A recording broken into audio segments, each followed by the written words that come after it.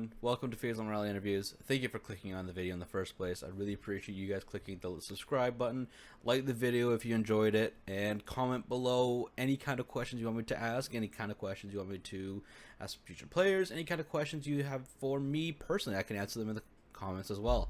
But like I said, enjoy the interview. Thank you again for clicking on the video in the first place, and have a great rest of your day. All right, everyone. I'm sitting down here with FBI and surprise edition, last minute Damonte, coming off of the gentleman's sweep against Golden Guardians, a team that both of you played for in the past. How does it kind of feel like to come out of the victory after such an up and down season, both as a player perspective and the coach's perspective?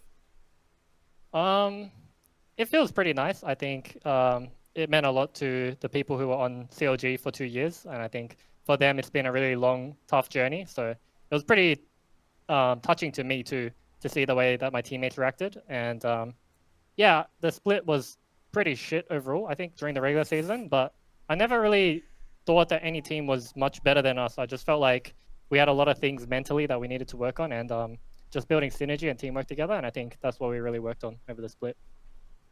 Yep. I mean, it feels really good from my perspective too. Like, I've been here for the last 2 years with these guys, especially like the top three guys. Juan hasn't. What about me, bro? I mean, I'm proud of you too, but like, I already knew what you were capable of. Like, we hired you to come to Worlds, so like, you did your job. Proud of you. Thank you. But for these top three guys, it's like, it's just insane emotions for them. You know, I think I went through the same thing in 2019, and watching them do it from the coaching perspective is really nice. Honestly, it's like this is a day that they'll remember forever.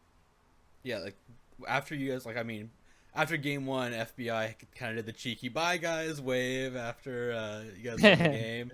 Yeah. You guys win game four. You guys explode with like just like it felt like a huge weight was off your shoulders. Was that what it felt like? Does it feel like we finally made it? We did it. We proved ourselves right. We made it to Worlds, but the job's not done yet. Is that kind of what it felt like? Yeah, I think for me throughout the series, I might have been feeling myself a bit too much. I think I was extremely confident against Golden Guardians. I really just thought we were going to shit on them, which, I mean, we kind of did, but I really threw the third game a bit too hard, probably because I was just a bit, in a way, disrespecting them, which is pretty bad because I think Golden Guardians is actually like a really good team, but just the kind of mindset that I had going into the series. And I'm really happy we managed to win game 4, because if they reverse swept us after that game 3 throw by me, I would feel very bad. Yeah, you would not hear the end of it from like Contracts or Damonte. It seems like whoever picked Kaisa minus the final game, we ignore that because it's helpful for my stats. My question, minus the last game, it seemed like Kaisa was kind of like the key pick. It was the champion that if you pick this champion, if it went long enough, she got fed enough, you win the game. After the first game, you kind of like smurf. After the first 2 games, like it was like a 19-7 and like a ridiculous amount of assists for your scoreline. No way I had 7 deaths. No way I had 7 deaths on the first 2 games. Is it 7 or 3? It was one of the 2. I was reading it like I don't recall buying that much. God damn. Okay. Yeah. Anyways, do you think that were you surprised that Golden Guardians didn't ban it and they let it through after the first game and then they picked it and like there's just no ban to try to like put you guys to make you guys adjust like your draft strategy or what you wanted to do?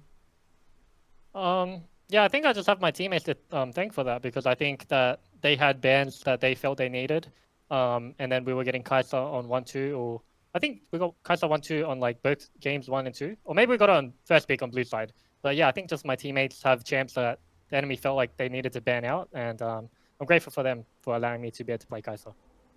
So humble. Yeah. Another the draft question for you, Damonte. I don't know how involved you are in the draft process, but like was it kind of like, hey, they're not banning Kaisa, it lets us do all of this kind of stuff, you're not put on the spot trying to like, or did you have, without spoiling too much, did you have any like backup picks for the bottom lane to pick in case Kaisa or Zai was picked / banned? Yeah, I mean, I think FBI has a bunch of champions he could pick. He has a bunch of pocket picks that he could pick. I think for draft and for the best of 5s in general, like, it's very obvious after game 1 and especially after game 2, like what champions will be prioritized in the series. And after the first game, just coaching staff in general, even during the game, were saying like, okay, Kaisa is going to be the champion of this series. So I think everyone kind of knew after game 1, like, this champion will have an advantage on the game no matter what.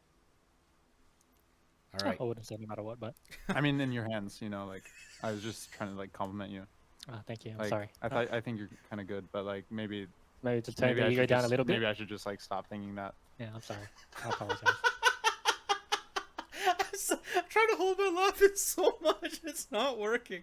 Sorry. I This feel- guy, he just really likes to put me down.